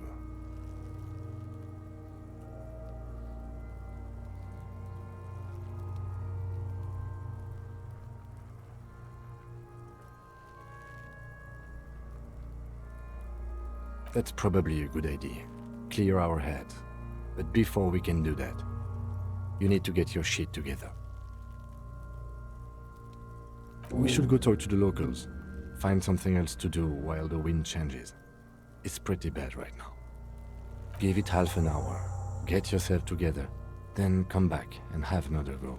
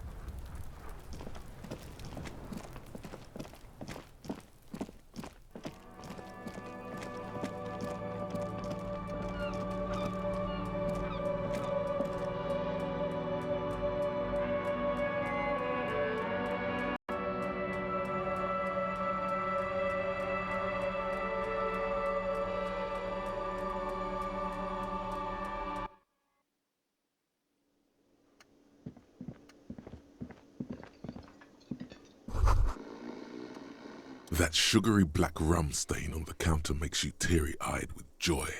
It's almost touching how syrupy and sticky it is. How long have you been up already? An hour would have been bad. 2 hours is mystical. You have truly wiped out all trace of yourself if you haven't thought about rum and lemonade yet.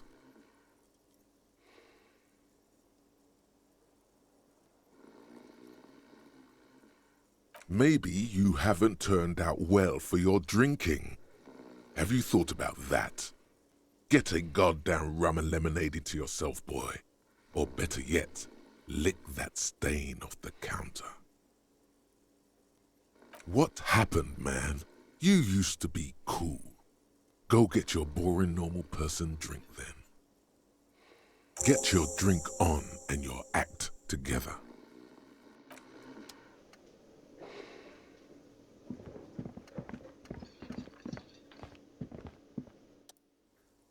Hello, sweetie. Wait, who's Sweetie? You're a handsome man, officer, with your mustache and your chiseled jaw and that silly dimple on your chin. But dear, you're not for me. I'm too old and too married besides. You must forgive me. I'm getting so scatterbrained. I completely forgot to introduce myself. I'm Lena.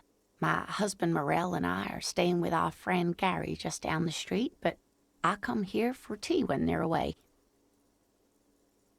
This Lena is wacky enough for the motley crew. Hire her on the spot.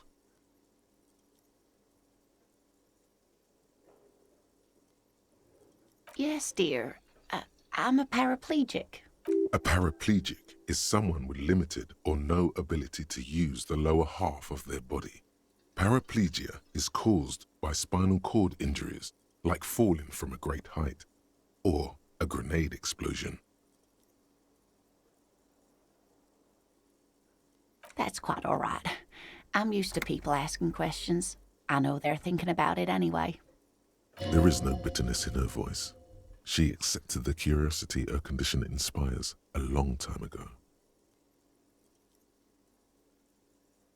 Yes, officer. You look rather dazed. Like a stunned fox. But surely things can't be that bad.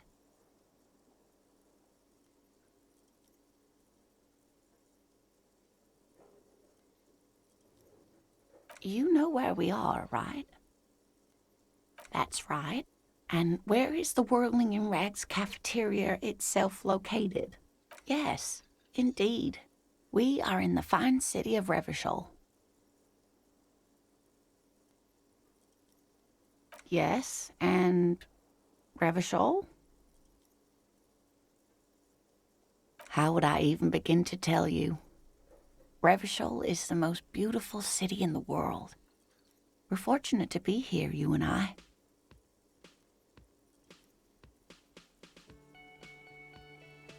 I haven't seen very many other cities personally, but everyone says so.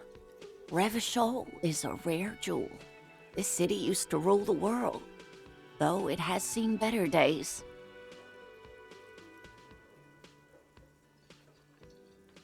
Speaking of history, you know what year it is, yes?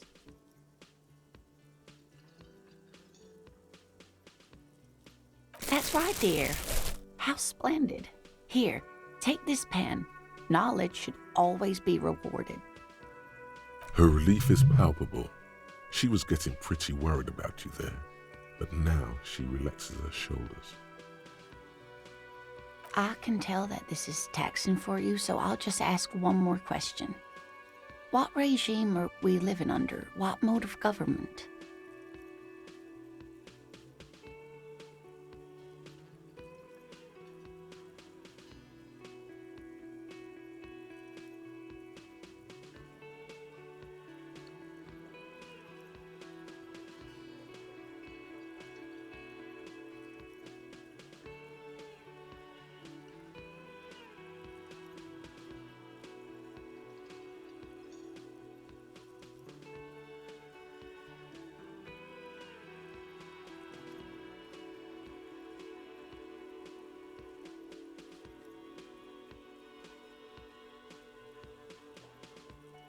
Nope, sadly not.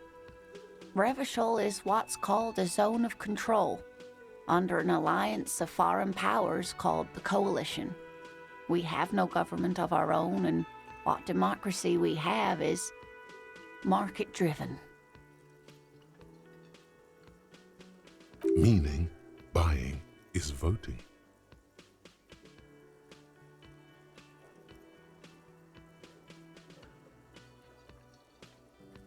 Oh dear. And you were doing so well. There aren't any cops in Revachol, not in the traditional sense. The status of law enforcement has been a complicated matter since the revolution. But we should stop for today, sweetie. You look like you need a break. Besides, I'm not the best person to explain the big things to anyone.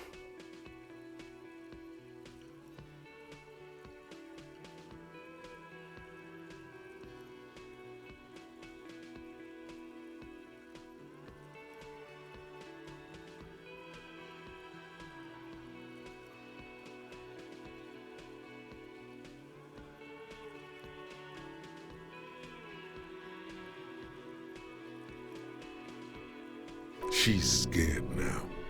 She's realized you really are brain damaged.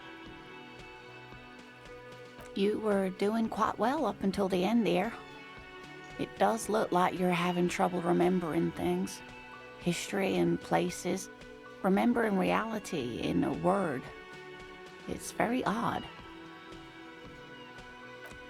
A sigh. The lieutenant buries his nose in his notebook. But maybe a fresh set of eyes is what the world needs. And while I'm no doctor, such bouts of amnesia are often temporary, so I wouldn't worry too much. She means this sincerely. Worrying won't do you any good.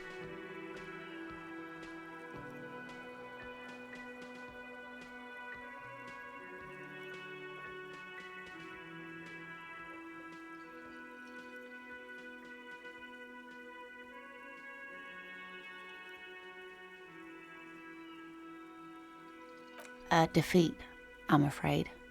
The people of this archipelago tried to build something new, something different. The rest of the world didn't like it, so they came and ended it. This was 42 years ago.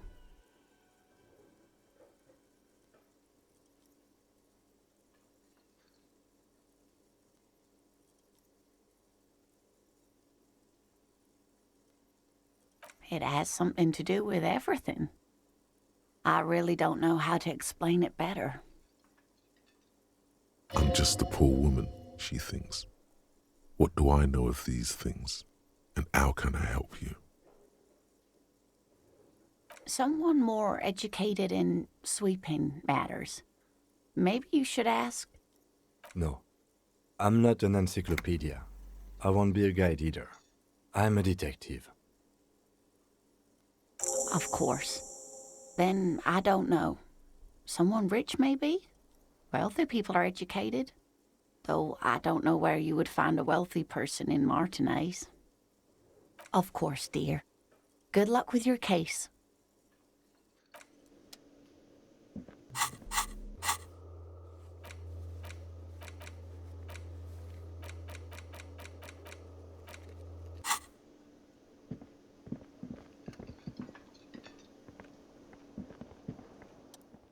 Can I help you? Mine? No, it belongs to the Whirling in Rags. Thank you for clearing that up. Why do you keep the container locked? Why? To keep the hobos and drunks out. That's why. And the neighbors too. They put their trash there and they don't pay for the garbage company. I thought as much. And are you the only party with access to the trash container? Well, yes. Us and the garbage disposal company. It seems a little callous, doesn't it? Something stirs in you.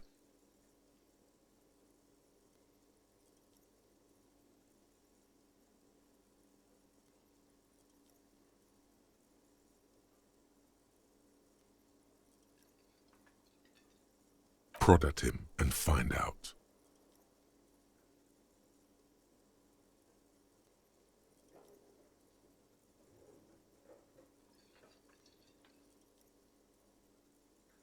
Callous?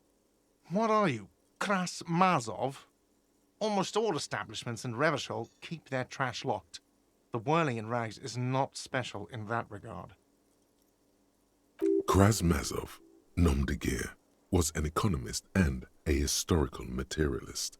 He was a leading figure on the Grad side of the Centennial Revolution, where he headed the 9-day government.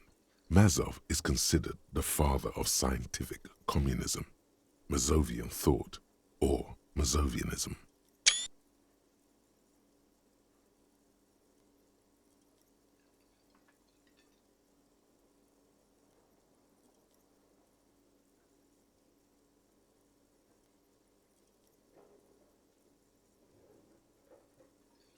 He killed himself. No one was implying you were, officer. Where were we? What do you need them for? It concerns the case. Please cooperate. Just bring them back once you're done, please.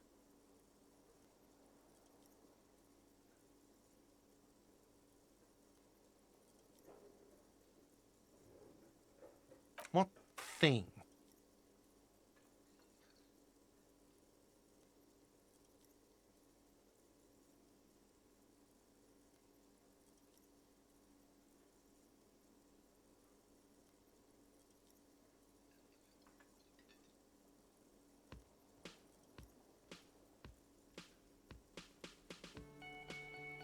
Yes, not the whole damn Union, thank God.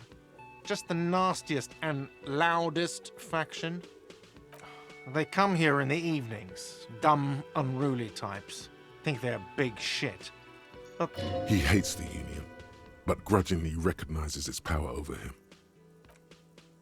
So he's directing his frustration at you instead. Retaliate.